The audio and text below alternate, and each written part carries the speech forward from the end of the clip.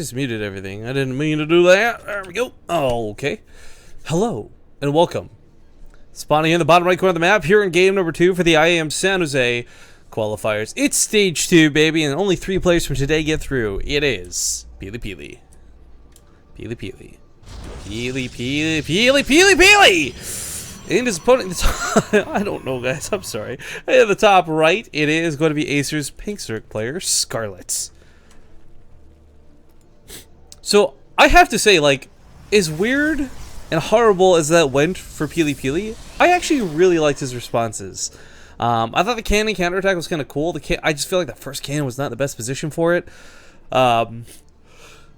The trying to take the gold base was really bold. I can't say if anyone really do that, and I guess we've still not seen anyone successfully do that after that last game, but I would not be shocked if Scarlett proxy hatcheries once again.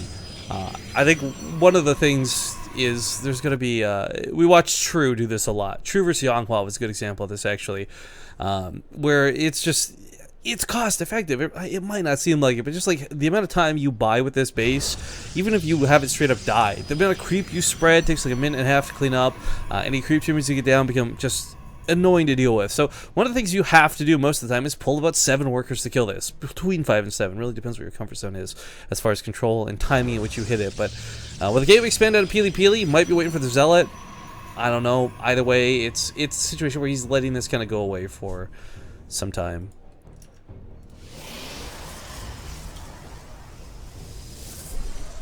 As far as other matches go, from what I understand, Moss actually had to drop out, and Major versus Moose skills already played out. I believe Major won that one 2-0.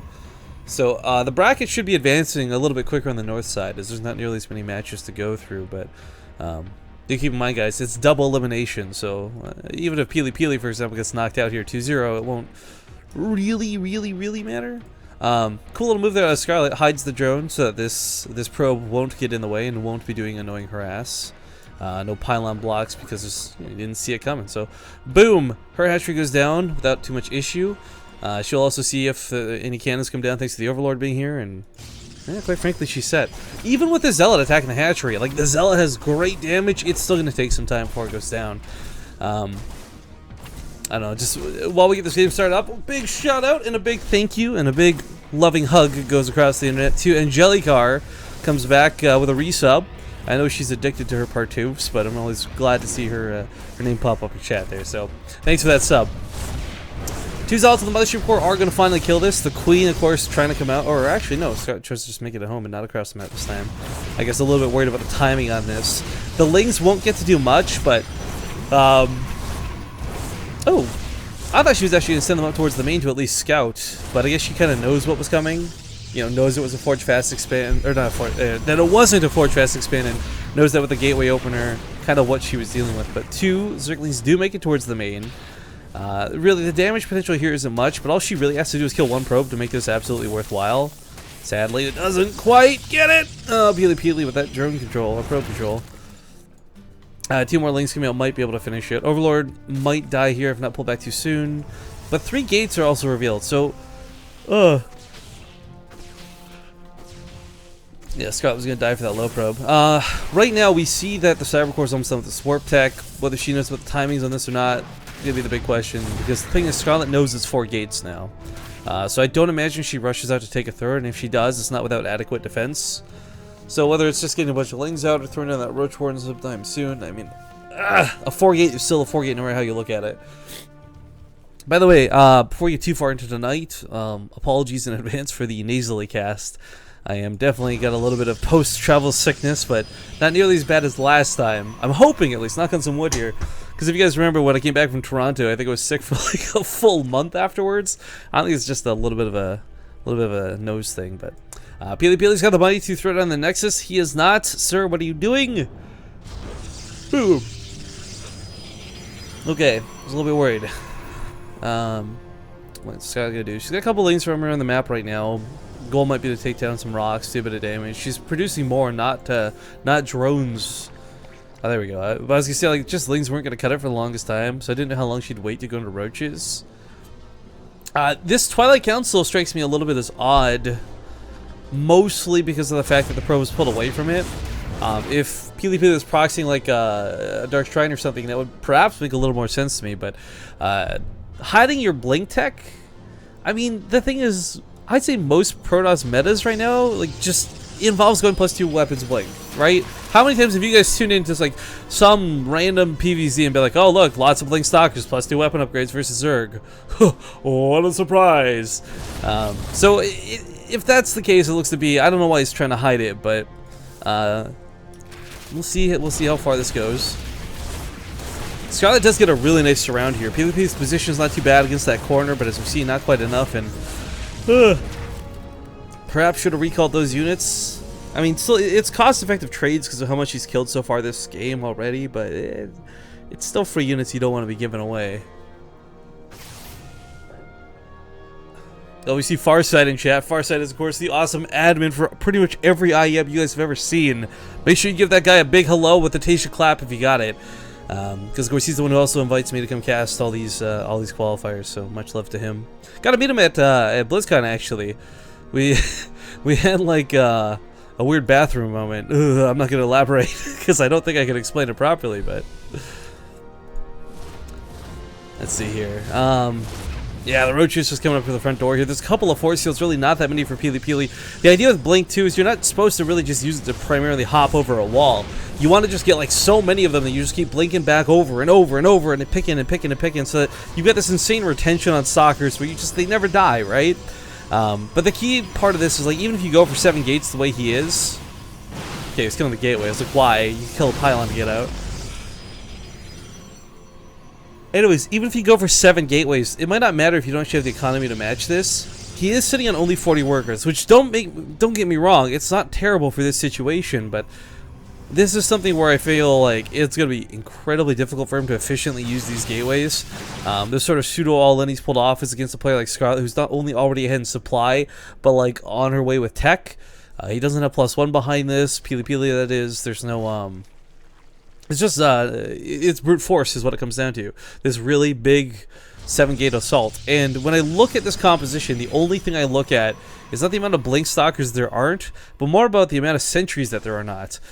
You could have like a billion blink stalkers all day, but quite frankly, a lot of the times, like 7 force fields well positioned can outperform any amount of blink stalkers, especially with the amount of lings that are still roaming about. So keeping the roach just pushed back, a couple of force fields here, maybe. We'll see how this goes. But I think for the most part, Scarlett, as long as she doesn't take a bad engagement, should be able to take a fight. Again, it might not be roach speed yet, but they're already fighting on the creep. This third base, no matter where she goes, is going to force a very awkward choke.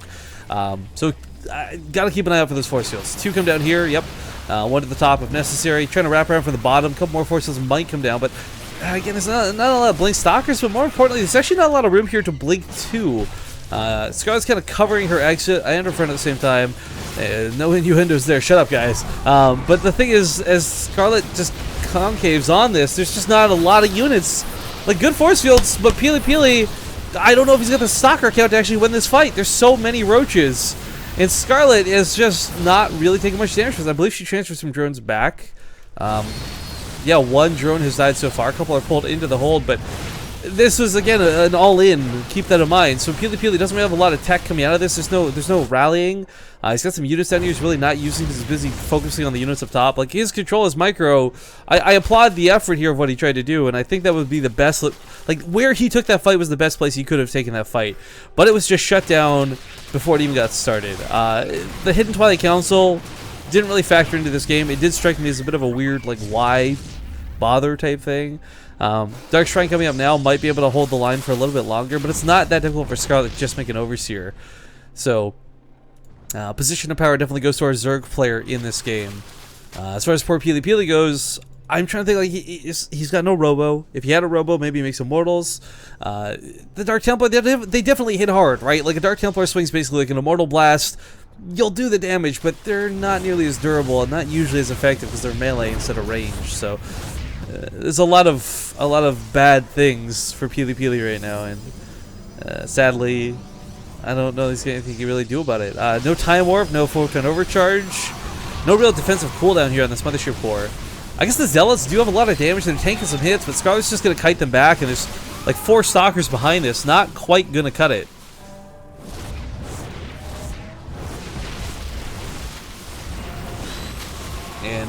well, I think Warpins are definitely going to be the aim of the game here, but I don't think it'll cut it. Scarlett has almost got burrows, almost got tunneling claws. I think that's what she's waiting for right now. DTs are warping in where? Bottom left. Okay, so a couple of DTs might be able to... the Spore Crawler's down though. At least 2 of the bases, 1 of the bases, okay. You know, I think it was kind of sarcastically. Scarlett had asked me before we got into the games, "Are you ready for Swarm Host tonight?" And after seeing Proxy Hatcheries, I kind of figured like she was fooling, but yeah, Swarm Host's on the way. For those asking about the map pools, by the first off, I should stress that these can actually kill a base in the time it takes the Overseer to morph, but Scarlett already has Overseers, so it's not that big of a deal. But the reason they're not playing on the Dream Pool, guys, is because this is a tournament that's been going on for the last like month and a half, 2 months.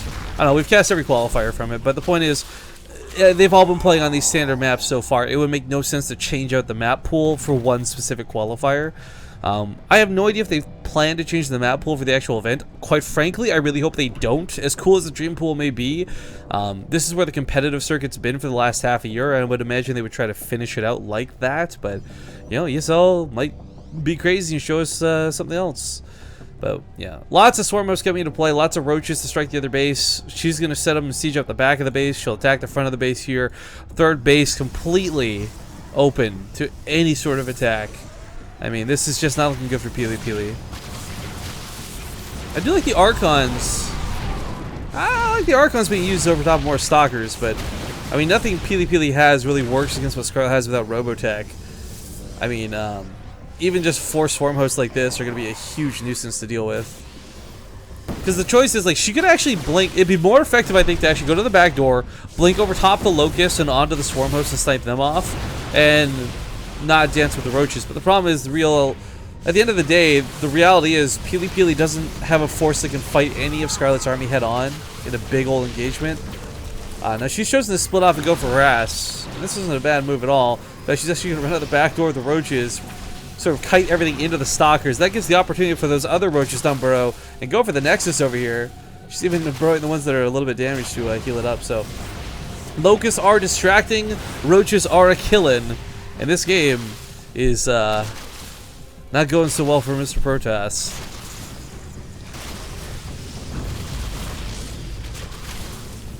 What happens at BlizzCon stays at BlizzCon.